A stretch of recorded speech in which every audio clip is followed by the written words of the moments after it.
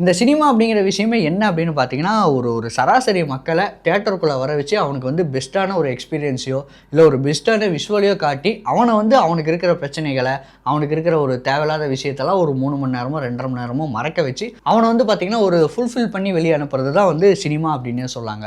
ஆனால் இந்த கருத்து படம் அப்படிங்கிறது வந்து ஜஸ்ட்டு உள்ளே கூட்டு போய் உட்கார வச்சு ஒரு கிளாஸ் எடுக்கிற மாதிரி இருக்குதோ அப்படின்னு தோணுது. இது வந்து பார்த்தீங்கன்னா நான் வந்து எல்லா படங்களையுமே சொல்ல, கருத்தை மட்டுமே மெயினாக வச்சு சில படங்கள்லாம் எடுக்கிறாங்க இல்லையா, அவங்களுக்காக நான் வந்து இதை சொல்கிறேன். ஏன் அப்படின்னு பார்த்தீங்கன்னா, இப்போ ஃபார் எக்ஸாம்பிள் கத்தி படமும் நல்ல கருத்து இருக்க படம், சர்தார் படமும் நல்ல கருத்து இருக்க படம், அதுக்கப்புறம் பார்த்தீங்கன்னா ஒரு இரும்பு திரை படமுமே நல்ல கருத்து இருக்க படம்.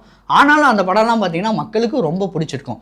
ஏன் அப்படின்னா அவங்களுக்கு தேவையான எலமெண்ட்டும் அந்த படத்துக்குள்ளே இருக்கும். ஒரு ஹீரோ இன்ட்ரடக்ஷனாக இருக்கட்டும், ஒரு விஷுவலாகவும் இருக்கட்டும், இல்லை ஒரு நல்ல கன்வின்சிங்கான ஒரு லவ் சீனாக இருக்கட்டும், இல்லை ஒரு ஆடியன்ஸை என்கேஜ் பண்ணுற மாதிரி ஒரு நல்ல ஃபைட் சீனாக இருக்கட்டும், இதெல்லாம் தான் மக்கள் வந்து எதிர்பார்த்து போகிறாங்க. நான் முன்ன சொன்ன படத்தில் இது எல்லாமே இருக்கும்.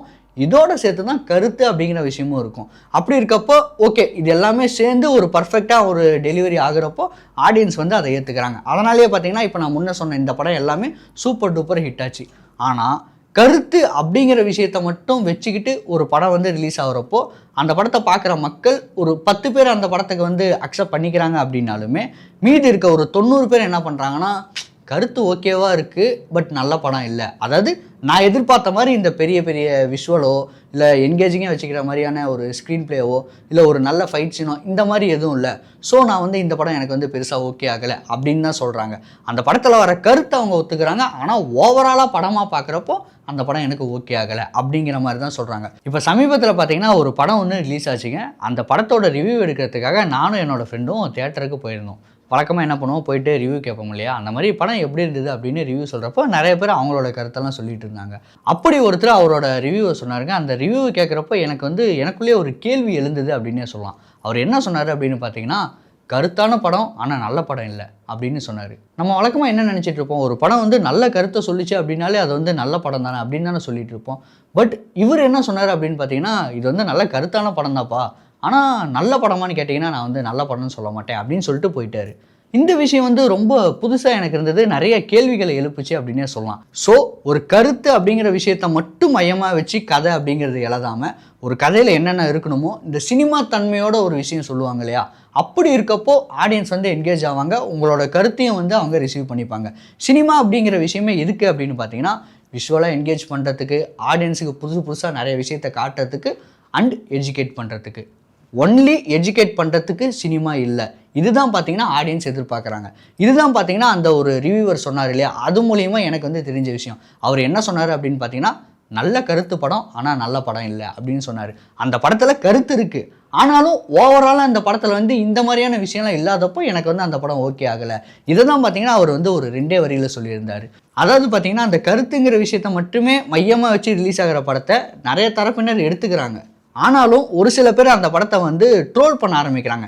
ஏன் அப்படின்னா, என்ன விஷுவலாக என்கேஜ் பண்ணல, நான் கருத்து பார்க்கறதுக்காக தேட்டருக்குள்ளே வந்தேன், என்னை வந்து பயங்கரமாக என்கேஜ் பண்ணுங்க அப்படிங்கிறதுக்காக தான் நான் உள்ள வந்தேன். கருத்து சொல்கிறது வந்து நான் புத்தகத்தில் படித்து தெரிஞ்சுப்பேன், கருத்து சொல்கிறது வந்து எனக்கு வந்து ஸ்கூல்லேயே சொல்லிட்டு இருந்தாங்களே, ஏன் நான் வந்து ஒரு 120 ரூபாயோ 200 ரூபாயோ கொடுத்து ஒரு ரூம்குள்ளே உட்காந்து என்னோடய வேலையெல்லாம் விட்டுட்டு வந்து நான் வந்து உங்கள் கருத்தை கேட்கணும். அட்லீஸ்ட் என்னை ஒரு விஷுவலாக என்கேஜ் பண்ணிவிட்டு இந்த கருத்தை சொல்லியிருந்தாலாவது எனக்கு ஓகே. ஆனால் படம் ஃபுல்லாக நீங்கள் கருத்து மட்டுமே தான் சொல்லிகிட்டு இருக்கீங்க, அதை ஏன் நான் அக்செப்ட் பண்ணிக்கணும் அப்படின்னு தான் வந்து சில தரப்பினர் வந்து கேட்டுட்டு இருக்காங்க. ஸோ இதுதான் பார்த்தீங்கன்னா இந்த கருத்தான படமும் நல்ல படத்துக்கும் இருக்க டிஃப்ரென்ஸ் அப்படின்னே சொல்லலாம். ஒரு நல்ல படம் எப்படி இருக்கணும் அப்படின்னு பார்த்தீங்கன்னா, விஷுவலாகவும் என்கேஜ் பண்ணணும், ஒரு ஸ்க்ரீன் பிளேவாகவும் ஒரு விறுவிறுப்பாக போகணும், அண்ட் கருத்தும் இருக்கணும். இந்த மாதிரி படம் எடுக்கிறப்போ கண்டிப்பாக அந்த படம் ஹிட் ஆகும்.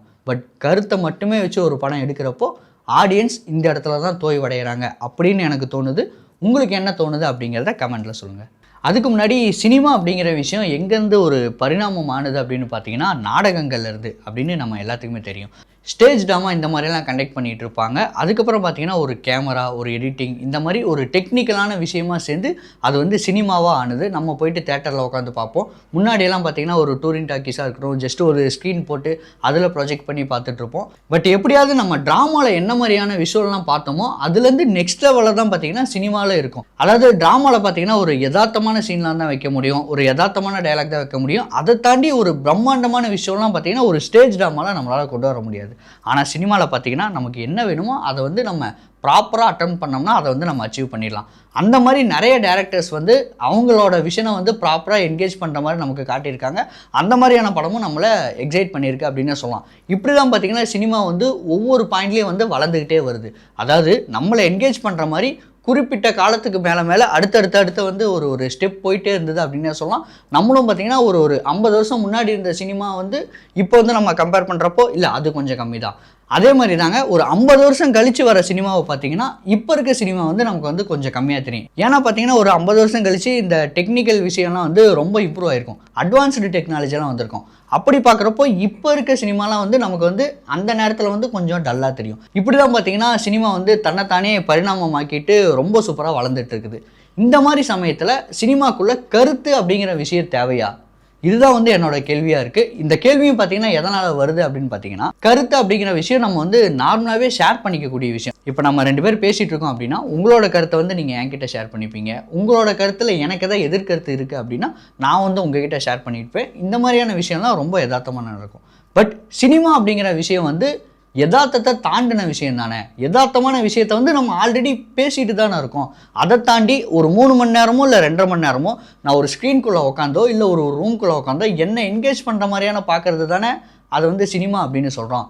அந்த சினிமாக்குள்ளேயும் கருத்து அப்படிங்கிற விஷயம் வரப்போ அது வந்து நிச்சயமாக தேவையா அப்படின்னு எனக்குள்ள ஒரு கேள்வி எழுதுங்க. இன்னொன்று எனக்கு வந்து தோணுது, அதாவது கருத்து அப்படிங்கிற விஷயத்தை வந்து நம்ம எந்த மீடியமில் வேணால் எடுத்துக்கலாம். நம்ம வந்து சினிமாவில் தான் கருத்து சொல்லணும் அப்படின்ட்டு இல்லை. நீங்கள் பார்த்தீங்கன்னா புத்தகம் மூலிமா உங்களோட கருத்தை வந்து நீங்கள் வந்து கொண்டு வரலாம். இல்லை ஒரு டாக்குமெண்ட்ரி உங்கள் கருத்தை வந்து ப்ராப்பராக நீங்கள் வந்து கொடுக்கணும் அப்படின்னா டாக்குமெண்ட்ரி அந்த மாதிரியான படங்கள் எடுக்கலாம்.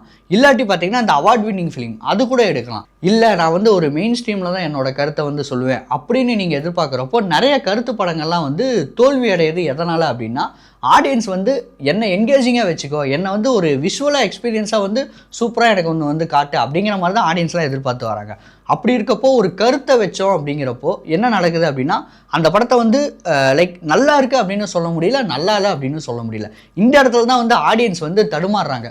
இந்த படத்தில் வந்து கருத்து இருக்குது, பட் என்ன விஷுவலாக வந்து எந்த என்கேஜும் பண்ணல. இந்த படத்தை வந்து நான் நல்லா இருக்குது அப்படின்னு என்னால் சொல்ல முடியல. சேம் டைம் நல்லா இல்லை அப்படின்னு சொன்னாலும் அந்த படத்தில் வர கருத்துக்கு நான் ஆப்போசிட்டாக பேசணும் அப்படின்னு என்ன எல்லாரும் நினச்சிடுவாங்க. ஸோ இந்த படத்தில் வந்து எனக்கு ஸ்டாண்டர்டாக ஒரு விஷயம் வந்து யோசிக்க முடியல அப்படின்னு இந்த கருத்து படங்கள்லாம் வந்து ஆடியன்ஸை தள்ளுதோ அப்படின்னு எனக்குள்ள ஒரு கேள்வி எழுதுங்க. உங்களுக்கு எப்படி அப்படிங்கிறத நீங்கள் சொல்லுங்கள்.